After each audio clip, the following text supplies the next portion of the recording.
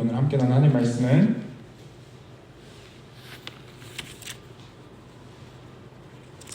디모데후서입니다. 디모데후서 3장 10절로부터 17절까지의 말씀, 디모데후서 3장 10절로부터 17절까지의 말씀입니다. 제가 한 절, 여러분이 한 절, 그리고 마지막 한 절은 다 함께 합독하도록 하겠습니다. 나의 교훈과 행실과 의향과 믿음과 오래 참음과 사랑과 인내와 박해의 받음과 고난과 부와 장시욕과 이고니움과 루스드라에서 당한 일과 어떠한 박해를 받은 것을 내가 과연 보고 알았거니와 주께서 이 모든 것 가운데서 나를 건지셨느니라. 무릇 그리스도 예수 안에서 경건하게 살고자 하는 자는 박해를 받으리라. 악한 사람들과 속이는 자들은 더욱 악하여져서 속이기도 하고 속기도 하나니. 그러나 너는 배우고 확신한 일에 거하라. 너는 내가 누구에게 배운 것을 알며 또 어려서부터 성경을 알았나니 성경은 능히 너와 하여금 그리스도 예수 안에 있는 믿음으로 말미암아 구원에 이르는 지혜가 있게 하느니라. 모든 성경은 하나님의 감동으로 된 것으로 교훈과 책망과 바르게 함과 의로 교육하기에 유익하니 이는 하나님의 사람으로 온전하게 하며 모든 선한 일을 행할 능력을 갖추게 하려 함이라. 아멘. 기도드리겠습니다. 하나님, 우리 디모데후서의 말씀으로 함께 은혜를 나누고자 합니다.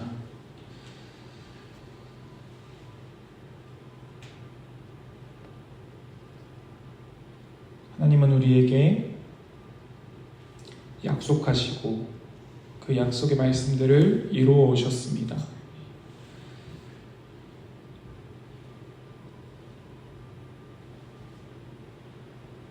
오늘 우리에게 주어지는 이 말씀을 통하여서 우리의 삶을 점검하게 하시고 우리의 삶 속에서 우리가 과연 하나님의 길을 따르고 있는지, 과연 경건하게 살고자 하는 믿음의 사람인지, 과연 주님의 말씀으로 교훈과 책망과 바르게 함과 의로 교육하기에 유익하게 살아가고 있는지 점검케 하시고 주님을 닮아가는 삶, 주님께서 말씀하신 온전한 삶, 선한 일을 행할 능력을 가진 주님의 자녀 되게 하여 주시옵소서. 말씀을 통해서 우리를 위로하시고 말씀을 통해서 우리에게 힘을 주시는 우리 주 예수 그리스도 이름으로 기도드렸습니다. 아멘.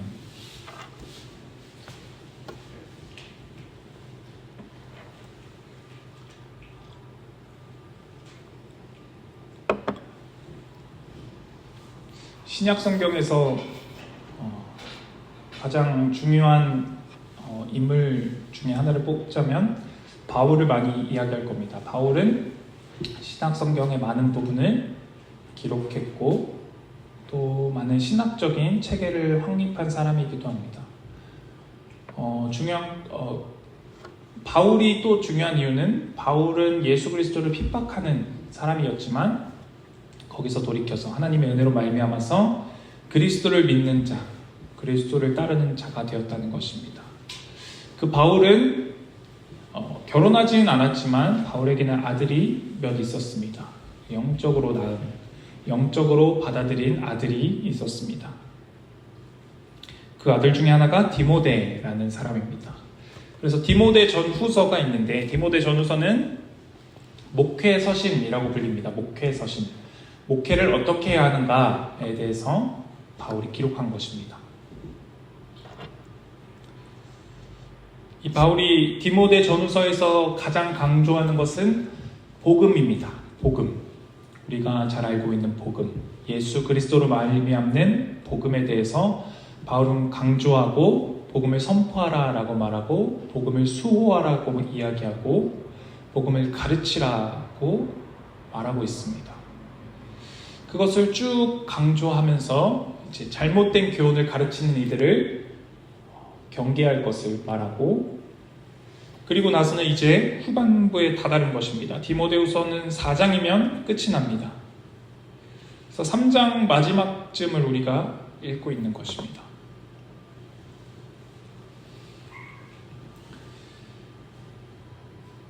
여기서 바울은 디모데에게 자신과 함께했던, 디모데가 함께했던 순간들에 대해서 언급하면서 10절이 시작되는 것입니다. 나의 교훈과, 바울이 자신의 교훈에 대해서 말합니다. 교훈은 어떤 가르침을 말하는 것입니다. 바울이 가르쳤던 것들, 그리고 바울의 행실, 그리고 바울의 의향. 바울의 의향이라는 것은 마음의 어떤 방향성을 말하는 것입니다. 그리고 바울의 믿음, 바울의 오래 참음, 바울의 사랑, 바울의 인내. 그리고 11절에 가서는 바울의 박해를 받음과 고난과까지 말하고 있습니다. 디모데에게 내가 너에게 가르쳤던 것들, 내가 삶으로 보여줬던 것들, 내가 하나님의 뜻을 따라서 행했던 나의 뜻들, 그리고 내가 인내한 것, 사랑한 것, 내가 고난받은 것, 이런 것들을 지금 상기시켜주고 있는 것입니다.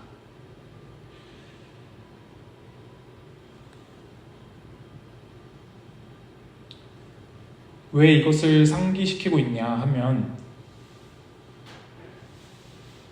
3장 그 윗부분이 있기 때문입니다. 이 앞에 9절까지의 부분, 3장 1절부터 9절까지의 부분, 이 부분에서는 마지막 때에 말세에 이르러서는 사람들이 어떻게 행할 것인지에 대해서 먼저 이야기합니다. 사람들이 자기를 사랑하고 돈을 사랑하고 부모를 거역하고 이런 증상들에 대해서, 말세에 나타날 일들에 대해서 설명하고 나서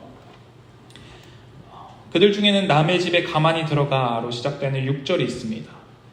그러니까 다른 이의 집에 들어가서 또 다른 교훈, 그리스도의 복음이 아닌 다른 말들을 전하는 이들, 잘못된 어떤 신화나 잘못된 어떤 계보를 따지는 그런 것들을 전하는 이들에 대해서 경고하고 있습니다.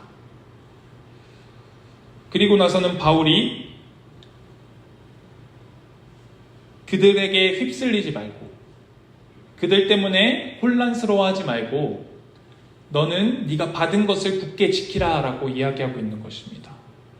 그것을 지키라고 말하기 위해서 바울이 가르쳤던 교훈들과 행실과 의향과 믿음과 인내, 그리고 사랑에 대해서 말하고 있는데, 바울이 이러한 것들, 교훈과 인내와 사랑과 행실, 이런 것들이 어디서 나타났냐 하면 11절에 박해를 받음과 고난과, 또한 안디옥과 이고니온과 루스드라에서 당한 일과, 어떠한 박해를 받은 것을 네가 과연 보고, 디모데가 바울이 당하는 박해를 보았다는 것입니다. 근데 바울은 좀 무서운 소리를 합니다. 12절에 무릇 그리스도 예수 안에서 경건하게 살고자 하는 자는 박해를 받느니라. 바울이 경건하게 살고자 했기 때문에 박해를 받았다라고 말합니다. 그 속에서, 박해받는 속에서 바울은 가르쳤고, 바울은 행실로서 모범을 보였고, 바울은 인내하고 사랑했습니다. 고난 속에서, 박해 속에서. 문제는 경건하게 그리스도를 따르고자 하는 자들에게는 이 박해가 있다는 것입니다. 바울은 로마서에서도 비슷한 말씀을 기록했습니다. 로마서 8장 17절에 자녀이면 또한 상속자, 곧 하나님의 상속자요. 우리가 하나님의 자녀가 되었다면 하나님의 상속자이다라는 것입니다. 그런데 이 상속자가 되었다는 것은 그리스도와 함께한 상속자가 된 것입니다. 그리스도 없이는 우리는 자녀가 될 수 없고, 그리스도 없이는 우리는 상속자가 될 수 없습니다. 그리스도와 함께한 상속자니 우리가 그와 함께 영광을 받기 위하여 고난도 함께 받아야 할 것이니라. 하나님은 우리에게 고난에 대해서 말씀하십니다. 영광을 받기 위해선 고난도 함께 받아야 한다. 그리스도와 함께 부활하기 위해선 그리스도와 함께 죽어야 한다라고 말씀하십니다. 그래서 어떤 목사님은 이렇게 표현합니다. 군대 가면 이런 말을 해요. 이제 복창합니다라고 이야기하는 복창이 뭐죠? 네, 제가 하는 말을 따라하세요라는 말입니다. 이렇게 복창하라고 합니다. 나는 이제 죽었다. 믿음이 시작되었다는 것, 믿는다는 것은 힘든 일입니다. 그저 기쁘기만 한 일이 아니라는 것입니다. 물론 기쁜 일이고 즐거운 일이고 복된 일이고 참 가치 있는 일입니다. 그러나 그 안에서 내가 원하는 대로 이루어지지 않는다는 것, 그것이 힘든 것입니다. 내 뜻이 아니라 하나님의 뜻대로 행해야 한다는 것이 힘든 일입니다. 그것이 우리에게 고난으로 혹은 박해로 나타난다는 것입니다. 그리스도를 따르는 자에게.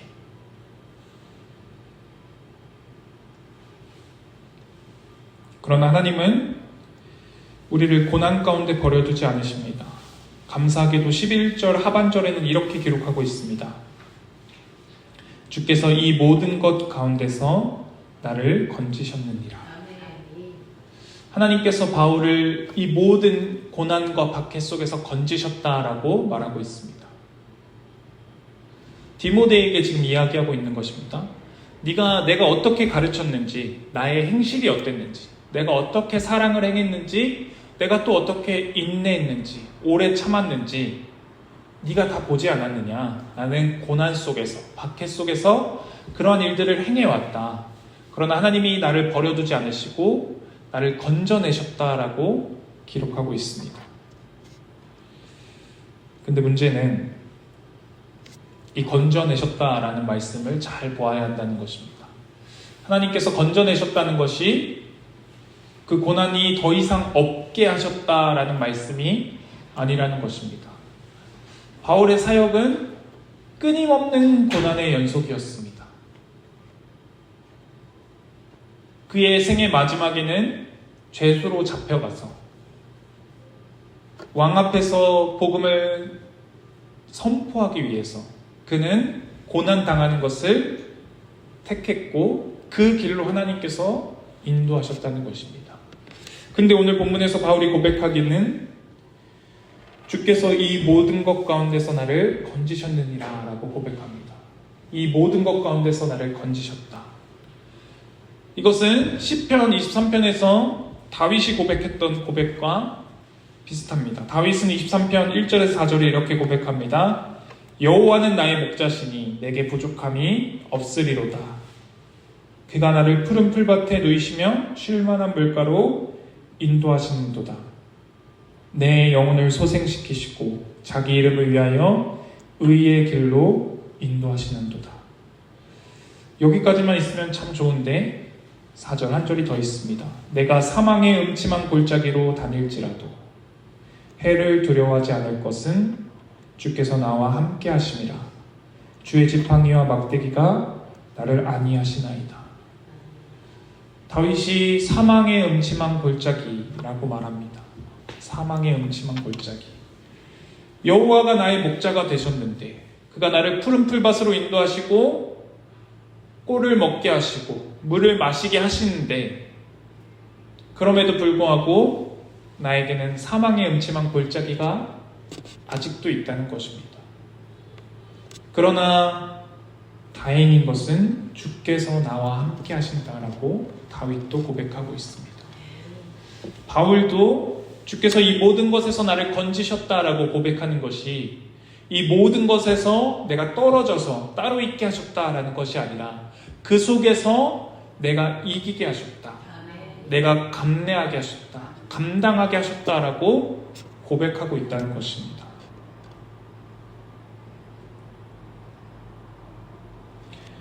그리고 나서는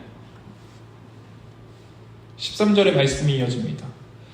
13절의 말씀은 조금 뜬금없어 보이기도 합니다. 13절의 말씀이 이렇게 되어져 있습니다. 악한 사람들과 속이는 자들은 더욱 악하여져서 속이기도 하고 속기도 하느니. 이 말씀이 이제 본문 속에서 이해해야 합니다. 악한 사람들과 속이는 자들, 이들은 바울이 경고했던 다른 가르침, 다른 교훈, 다른 복음을 가지고 오는 어리석은 자들입니다. 이들이 이 속이는 것을 가지고 와서는 다른 이들을 속인다는 것입니다. 다른 이들을 속일 뿐만 아니라 자기 자신도 속이고 있습니다.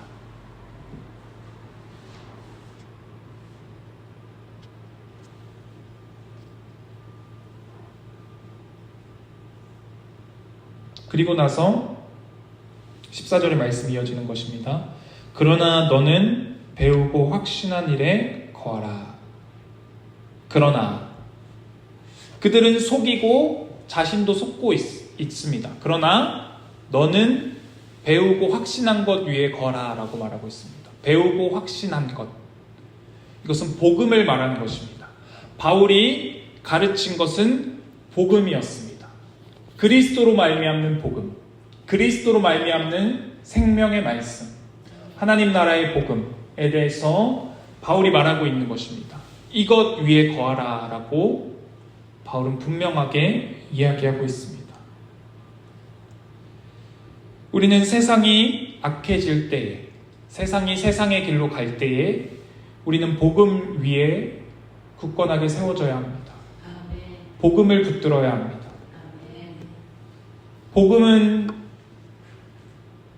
복음이야말로 진정으로 가치 있는 것이고 진정으로 우리로 하여금 새롭게 생명으로 이끌 수 있는 유일한 것입니다.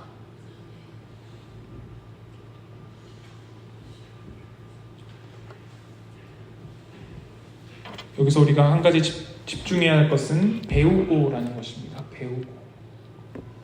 디모데는 복음을 배웠습니다. 뒤로 가면 디모데가 성경에 대해서 이미 알고 있는 것을 바울이 말하고 있습니다. 디모데의 어머니와 할머니가 유대인이었고 디모데는 그들을 통해서 성경의 말씀을 배워서 알고 있었습니다. 어려서부터. 그러나 이 성경의 말씀은 그리스도로 말미암아서 온전해지는 것입니다.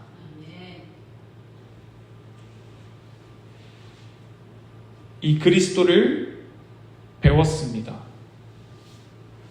디모데는 바울에게서 이 복음을 들었을 것입니다. 그래서 바울은 말합니다. 너는 내가 누구에게서 배운 것을 알며 네가 누구에게서 복음을 들었는지 알지 않느냐. 그 복음, 배운 복음, 들은 복음 위에 거하라 라고 말하고 있는 것입니다. 그러면서 15절에 또 어려서부터 성경을 알았나니 성경은 능히 너로 하여금 그리스도 예수 안에 있는 믿음으로 말미암아 구원에 이르는 지혜가 있게 하느니라. 바울이 말합니다. 성경은 능히 너로 하여금 그리스도 예수 안에 있는 믿음으로 말미암아 구원에 이르는 지혜가 있게 하느니라. 성경이 구원에 이르는 지혜가 있게 한다라고 말하는데 그리스도 예수가 중요한 것입니다. 예수 그리스도 없이는 구원에 이르를 수 없습니다. 예수 그리스도 없이는 우리가 구원을 깨달을 수도 없습니다. 성경으로 구원에 이르는 지혜를 알게 하시는데 그것은 예수 그리스도를 통해서만이 가능한 것입니다.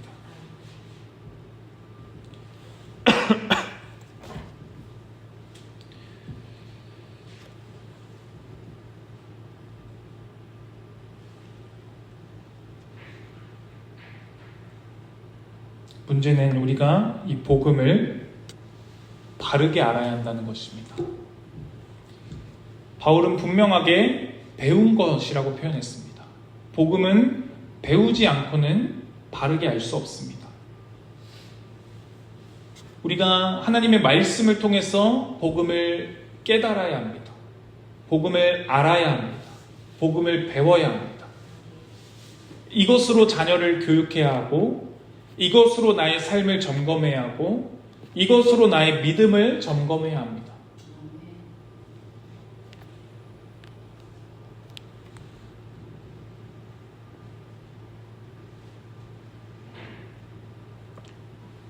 디모데가 알고 있던 성경은 구약 성경입니다. 구약 성경.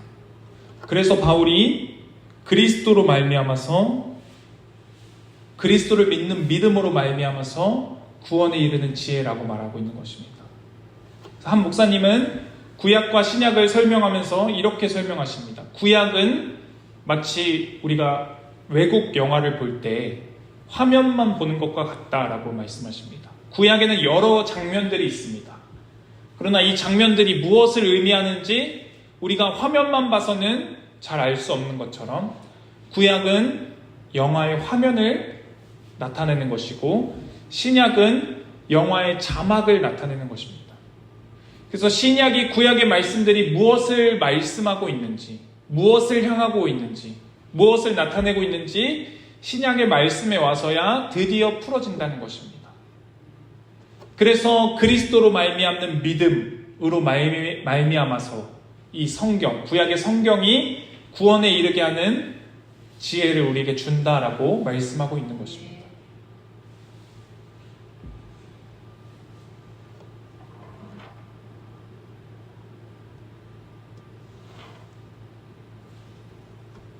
이쯤 되면 제가 왜 이 본문을 계속 얘기하고 있는가, 지금 어느 정도 감이 오시나요?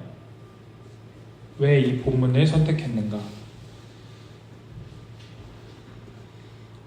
중요한 16절, 17절이 남아 있습니다. 16절, 17절.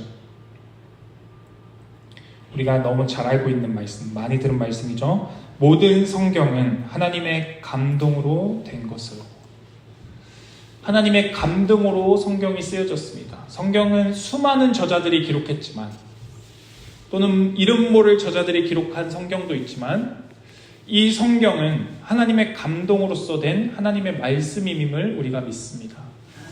이 말씀을 하나님의 말씀으로 받아들이지 못한다면, 이 말씀을 하나님의 말씀으로 믿지 못한다면 우리가 교회에 와서 신앙생활을 하는 의미가 없습니다. 우리가 믿음을 가진 이유가 없습니다. 이 말씀이 하나님의 말씀임을 우리가 믿어야 합니다. 믿는다면 성경의 말씀대로 살아야 합니다. 믿는다면 성경이 무엇을 말씀하고 있는지 우리가 알아야 합니다.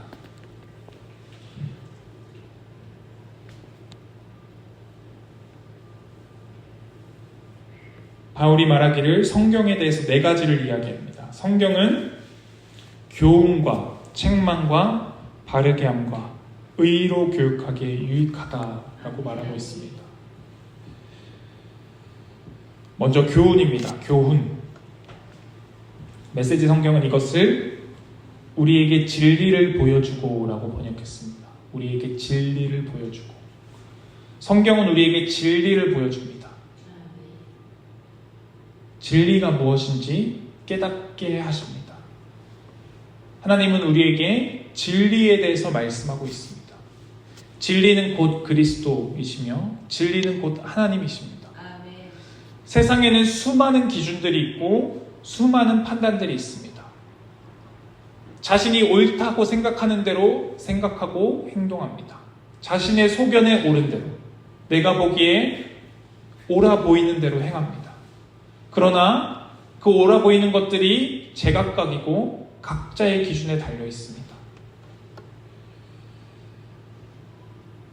그러나 성경은 우리에게 진정한 옳음이 무엇인지 가르쳐 줍니다.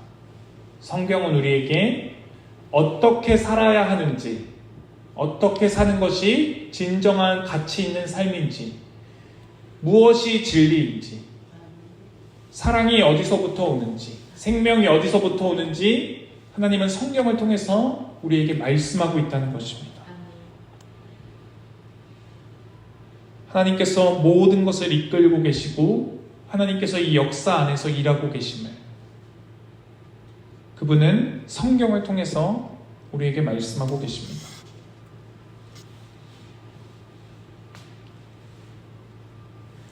이 4가지는 처음 것에서부터 계속해서 이어지는 것입니다.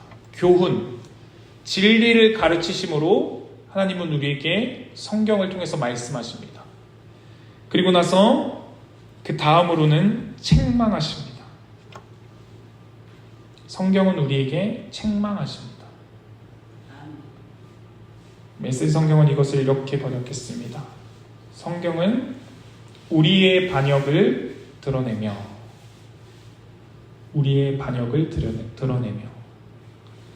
성경이 우리의 반역을 드러냅니다.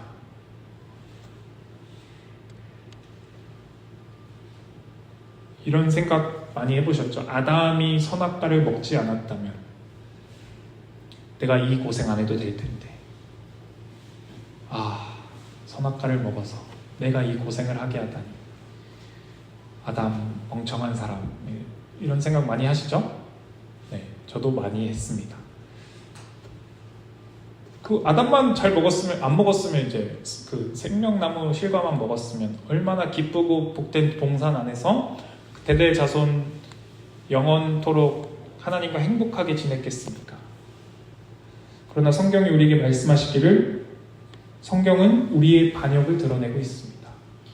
아담의 반역은 곧 우리의 반역입니다. 우리가 그 자리에 있었더라도 동일한 반역으로 하나님을 배반했을 것입니다. 이스라엘의 광야에서의 불평은 곧 우리의 불평입니다. 3일이 멀다. 오늘은 물이 없다. 오늘은 떡이 없다. 오늘은 고기가 먹고 싶다. 아니, 다 필요 없고 애국으로 돌아가자 라고 반역하는 그들의 모습이 곧 우리의 반역을 드러내고 있는 것입니다. 시내산에서 모세는 율법을 받으러 올라갔을 때 이스라엘은 금송아지를 만들고 너희를 애굽에서 인도한 여호와다라고 헛되이 섬깁니다. 그 우상을 숭배하던 그들의 반역이 곧 우리의 반역입니다. 사사기에서 자기의 소견에 옳은 대로 행하던 그들의 반역이 곧 우리의 반역입니다.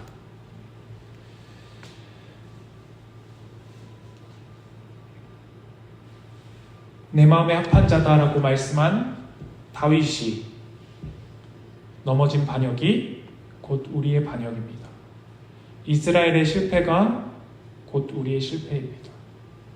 그리스도를 못 박은 그들의 모습이 곧 우리의 반역입니다. 성경은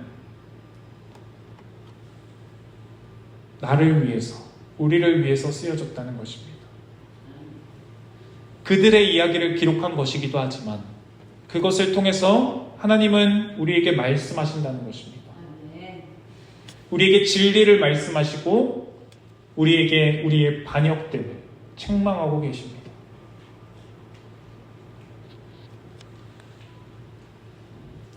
그러나 감사하게 이 책망은 책망으로 끝나지 않습니다. 다음으로 성경은 우리에게 바르게 함에 대해서 말씀하고 있습니다. 메시지 성경은 이것을 우리의 실수를 바로잡아주고 라고 번역했습니다.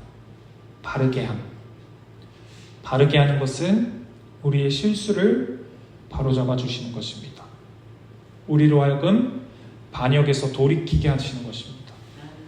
하나님에게서 멀어진 그 길에서 이제는 하나님께로 다시금 돌아오게 하시는 것입니다.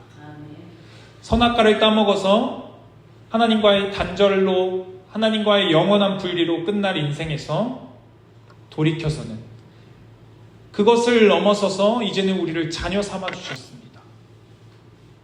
우리를 바른 길로 인도해 주고 계십니다. 그것은 성경을 통해서 지금도, 오늘날도 우리에게 동일하게 적용된다는 것입니다.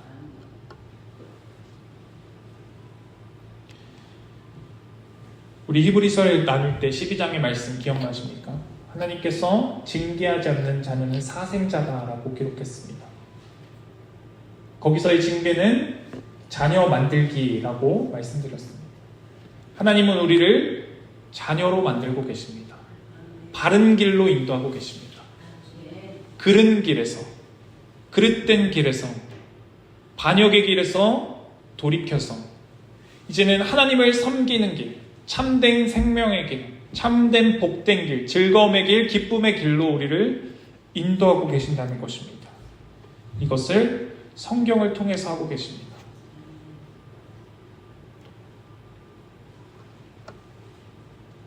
마지막으로 성경은 의로 교육하기에 유익합니다.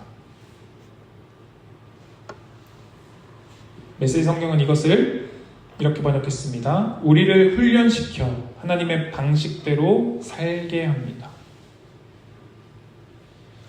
바르게 한다는 것은 어떤 어긋난 것에서, 잘못된 것에서 옳음으로, 바른 길로 돌아오게 하는 것입니다. 근데 여기서 한 걸음 더 나아간 것이 의로 교육하는 것입니다. 거짓말하던 삶에서 바른 길로 오는 건 거짓말하지 않는 삶입니다. 거짓말하지 않는 삶이 하나님께서 원하시는 궁극적인 삶이 아닙니다. 거짓말을 하지 않는 것이 아니라 참된 것을 말할 수 있어야 합니다. 죄악된 삶에서 돌이켜서 더 이상 죄를 짓지 않는 것은 바르게 하는 것입니다. 여기서 나아가서 의로 교육하는 것은 이제는 하나님을 찬양하는 삶을, 하나님을 기뻐하는 삶을, 하나님으로 만족하는 삶을 살게 하신다는 것입니다.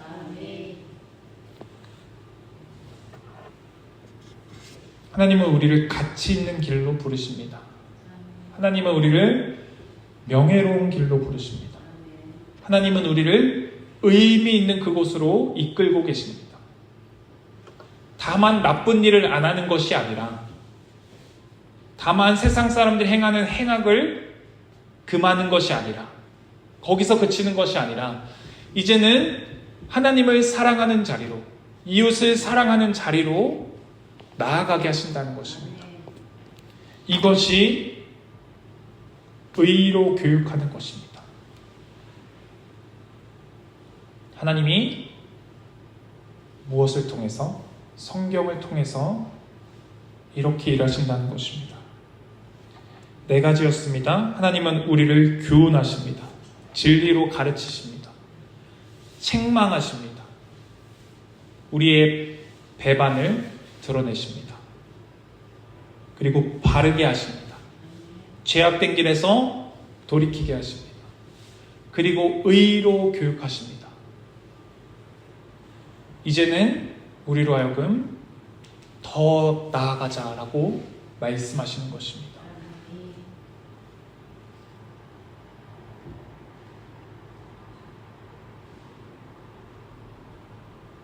이것을 오늘 본문 속에서 종합해 보면 하나님께서 이것을 이루시는 것은 성경을 통해서 이루십니다. 그런데 이것이 이루어지는 환경은 고난과 박해, 하나님께서 인도하시지만 사망의 음침한 골짜기를 지나며 우리를 이렇게 만들어가고 계신다는 것입니다.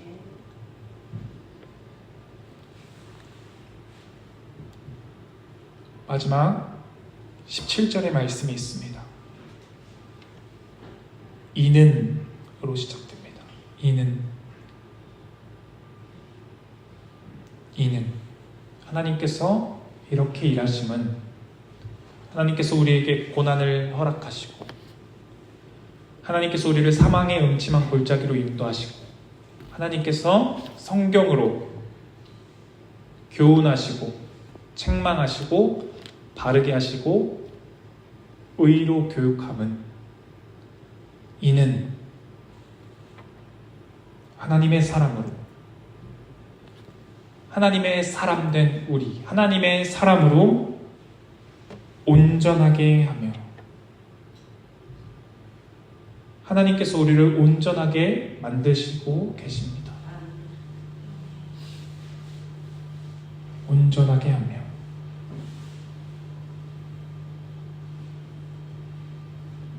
모든 선한 일을 행할 능력을 갖추게 하려 함이라. 모든 선한 일을 행할 능력을 갖추게 하려 한다. 선한 일을 행할 힘이 어디서 나옵니까?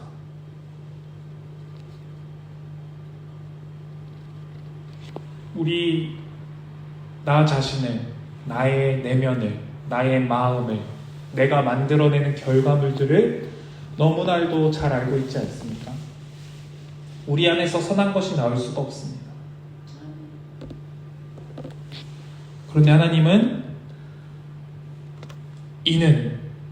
이것을 통해서 우리를 하나님의 사람답게 온전하게 만들고 계십니다. 그리고 선한 일을 행할 능력을 갖추게 하십니다. 선한 일을 행할 능력을 갖춘다는 것이 완전하게 준비된다는 것입니다. 선한 일을 행하는 것이 무엇입니까? 하나님의 뜻을 행하는 것입니다. 하나님을 사랑하는 것이 선한 일입니다. 그 하나님의 말씀을 따라서 이웃을 사랑하는 것이 선한 일입니다. 이 선한 일을 행할 힘이, 근거가, 능력이 우리 안에 없다는 것입니다. 이것을 만들기 위해서 하나님은 우리를 고난 가운데 이끌어 가시고, 하나님은 우리에게 성경이라는 하나님의 말씀을 통해서 교훈하시고 책망하시고 바르게 하시며 양육하고 계신다는 것입니다.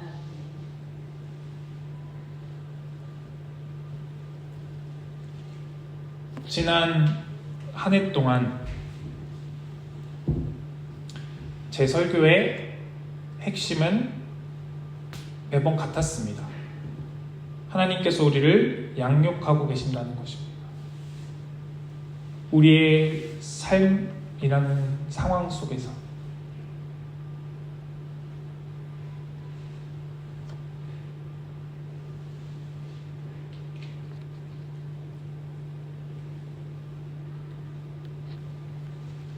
우리가 보기에는 아직 먼 것 같고 올 한 해 만들어진 것이 없는 것처럼 보이기도 합니다. 그러나 하나님은 분명 우리를 만들어가고 계십니다. 헛되게 흘러가는 시간이 없습니다. 우리의 실력에 맞게 그때 할 수 있는 일을 해내면 됩니다. 그때 할 수 있는 것이 불만불평이면 불만불평을 하는 것입니다. 그때 할 수 있는 일이 입국 다물고 견디는 것이라면 그렇게 견디는 것입니다. 그때 할 수 있는 일이 힘을 내어 누군가에게 도움을 줄 수 있는 일이라면 도움을 주는 일을 행하는 것입니다. 지금 나에게 맡겨진 이 상황 속에서 내가 할 수 있는 일을 해내야 합니다. 그것이 하나님께서 우리를 이 땅의 삶에 남겨두신 이유입니다. 지금 우리에게 이 시간을 허락하신 이유입니다. 우리는 감사하게도 하나님 안에서 한 해를 돌아보고 새해를 맞이할 준비를 할 수 있습니다. 이것이 얼마나 큰 은혜입니까? 세상은 그저 흥청망청 흘러갑니다. 말 그대로 흘러갑니다. 그러나 우리는 분명한 목적과 방향을 바라보고 있습니다.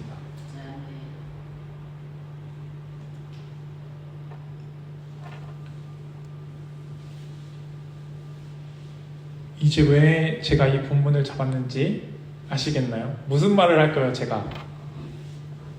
네, 우리 올해 표어가 뭐였죠? 주보 맨 앞에 있는 것. 네, 거룩한 삶, 기도의 사람이었습니다. 자, 이제 내년 표어가 뭘까요? 거룩한 삶, 말씀의 사람입니다. 하나님의 말씀이라고 믿는데 우린 말씀을 가까이 하진 않습니다. 하나님의 말씀이라고 믿는데 말씀은 가까이 하지 않습니다. 간간히 한 주에 한 번씩 설교 말씀 듣는 걸로 퉁치고 있습니다. 사실 거의 모든 그리스도인이 그렇습니다. 그래서 우리는 훈련해야 하는 것입니다. 배워야 하는 것입니다. 그래서 제가 여러 가지 방식을 생각해 봤습니다. 인터넷 찾아보면 되게 많아요. 성경 한 달에 1독하기 이런 것도 있고 1년 1독하기. 1년 1독하려면 보통 3장 정도 읽고 주말에 5장 이렇게 읽으면 1년 1독할 수 있습니다. 근데 쉽지 않아요. 저는 여러분들에게 짐을 지워드리고 싶지 않습니다. 그래도 목표는 있어야 우리가 어느 정도 할 수 있으니까 1년 1독은 조금 힘들 것 같고 하루에 한 장 읽으면 3년 1독입니다. 하루에 한 장 읽으면 365일 동안 하루에 한 장 읽으면 3년이면 1독합니다. 근데 이것도 바라지 않습니다. 많이 내려왔죠? 한 주에 5장. 그러면 7일이니까 이틀은 쉴 수 있습니다. 너무 힘들어 하면 이틀은 쉴 수 있어요. 그럼 하루에 한 장씩 읽으면 일주일에 5일은 읽을 수 있습니다. 한 장 진짜 짧아요. 10분도 안 걸립니다. 빨리 읽으려고 그러면. 근데 최소한 10분 정도는 읽고 묵상하고 했으면 하는 바람이 있습니다. 그래서 어디 저기 뒤에 읽기 표를 만들까, 와서 매주 자기가 읽은 체크를 할까 생각도 해보고 있는데, 우리 함께하는 모임이 또 있으니까 함께하는 모임을 하면서 한두 장 읽어도 좋고 3장 읽어도 좋고 그렇게 하면은 좀 부담이 덜하겠죠. 그러면서 묵상하고 말씀을 나누는 우리가 되었으면 좋겠습니다. 사랑하는 연인이 편지를 써주면 몇 번이고 다시 읽어볼 겁니다. 군대에서 할 거 없으면 편지 계속 읽죠. 사진 보고 편지 읽고. 근데 하나님의 말씀은 좀 가까이 하기 힘듭니다. 그래서 우리가 말씀을 좀 가까이 하는 한 해가 되었으면 좋겠습니다. 하나님께서 말씀을 통해서 우리에게 진리를 말씀하고 있습니다. 하나님께서 말씀을 통해서 우리의 배반을 드러내고 계십니다. 하나님께서 말씀을 통해서 우리를 바른 길로 인도하십니다. 하나님께서 말씀을 통해서 우리를 의로 교육하고 계십니다. 이 말씀을 통해서 주어진 고난 속에서 말씀을 통해서야만이 우리가 하나님의 사람으로 온전하게 세워집니다. 말씀을 통해서야만이 우리가 선한 일을 행할 능력을 갖추게 됩니다. 말씀을 가까이 하는 2025년이 되기를 바랍니다. 아멘. 기도드리겠습니다. 하나님, 올 한 해 우리는 기도하고자 애썼습니다. 그러나 늦잠도 자고 빼먹기도 하고 쉬기도 했습니다. 우리는 여전히 연약합니다. 주님, 우리를 만들어가고 계심을 그럼에도 믿고 의지합니다. 주님, 우리 또 올 한 해 계획합니다. 우리는 또 실패할지도 모르고 어쩌면 거의 모두가 실패할 것입니다. 그럼에도 불구하고 하나님의 말씀을 가까이 하는 삶이 되게 하여 주시옵소서. 삶 속에 성경의 말씀을 통하여 남는 것이 있게 하여 주시옵소서. 우리에게 주어진 말씀을 사모하는 우리 모든 지체, 이곳 함께하지 못한 지체들에게도 동일한 은혜로 함께해 주시길 원하며 예수님의 이름으로 기도드렸습니다. 아멘.